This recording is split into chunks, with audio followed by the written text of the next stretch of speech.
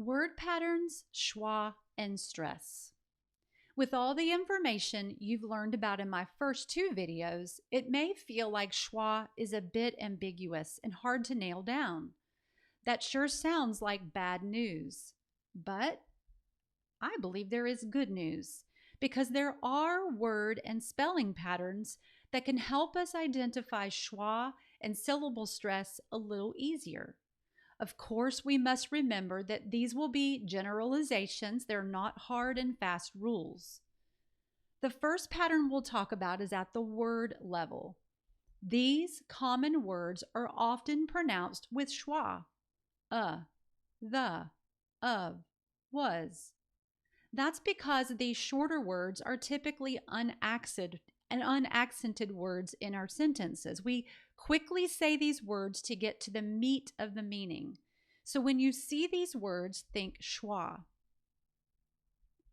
The second pattern we'll talk about is A in the first syllable position. So when the letter A is by itself in the first syllable, it is often pronounced with the schwa sound.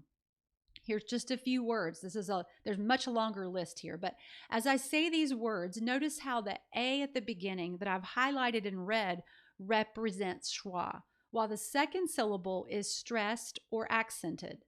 Again, away, allow, ago, across, about. These words all have the ba pattern that we've talked about before. The third pattern I want to discuss related to schwa is a little more complex. But if you'll hang with me, I'll try to help you to begin to sort it out. There is much more to this topic, but I'll begin to help you. In the English language, we have a lot of unaccented or unstressed final syllable patterns, particularly related to two-syllable words. If you know anything about syllable types, one of the syllable types is the final stable syllable or consonant plus LE. It fits this pattern. So with the word table, for example, the BLE is our unstressed final syllable. The vowel sound in that final syllable is the schwa sound, and it's kind of combined with the L a little bit, but table, you can hear that ul sound at the end. Now, the LE spelling isn't the only way to represent this ul sound in the English language. As you can see with these words, this schwa with the final L can be spelled multiple ways, as in table, camel, pencil, sterile, final, and vinyl. Now, another common final pattern with schwa is one that involves the letter N. So that one was L. This one involves the letter N. Now, the spelling variations are a bit different again, but they all represent the same sound, that schwa, and then the N that follows. Listen as I say these words: curtain, human, frighten, basin, apron, nation. When we see these spelling patterns in that final syllable of these two-syllable words, we can be almost certain that they will represent that schwa sound. One more final syllable pattern I'll highlight in this video, and yes, again, there's many more. This one has to do with the letter R when it comes after that schwa sound. Now, I will say that in these words, we tend to color the schwa just a little bit with that R, and if we were to stretch out the words, it might even sound like versus the way it's going to sound when I speak it. But the underlined letters do indeed represent the schwa sound. So we have words like over, collar, mayor, capture, pressure, and failure.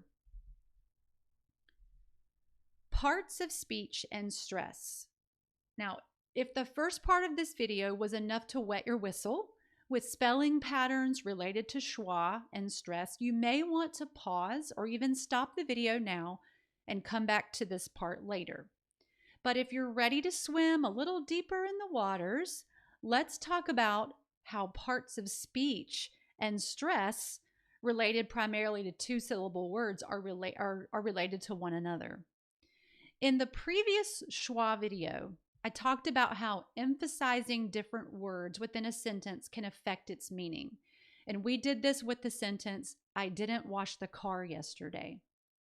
Well, it turns out that stress and word meanings are very much related. The parts of speech do affect what is stressed within two-syllable words. For example, nouns and adjectives are usually stressed on the first syllable, while the second syllable is not stressed. And that's typically where we might find our schwa sound.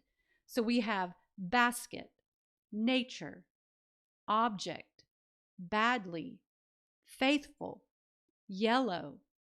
Now, it may help to pause the video and read those words through for yourself. But in these words, the first syllable is accented.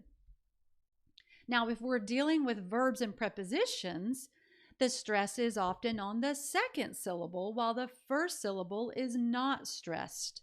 So we have relax, complete, object, accept, before, upon. Again, if this feels tricky, pause that video and read them through for yourself. Now, did you notice I used the same word in both lists? When object was a noun, the first syllable was stressed. When object was used as a verb, the second syllable was the stressed syllable. So again, when we're trying to figure out where the stress is in a word or where that schwa might be hiding, thinking about parts of speech can come in handy with two-syllable words. Of course, this video doesn't cover every single word pattern regarding schwa and stress, but it can give you a head start. I would encourage you to begin noticing and jotting down patterns for yourself to help you understand schwa and stress even better. Thanks for joining me at This Reading Mama, equipping and teaching the next generation.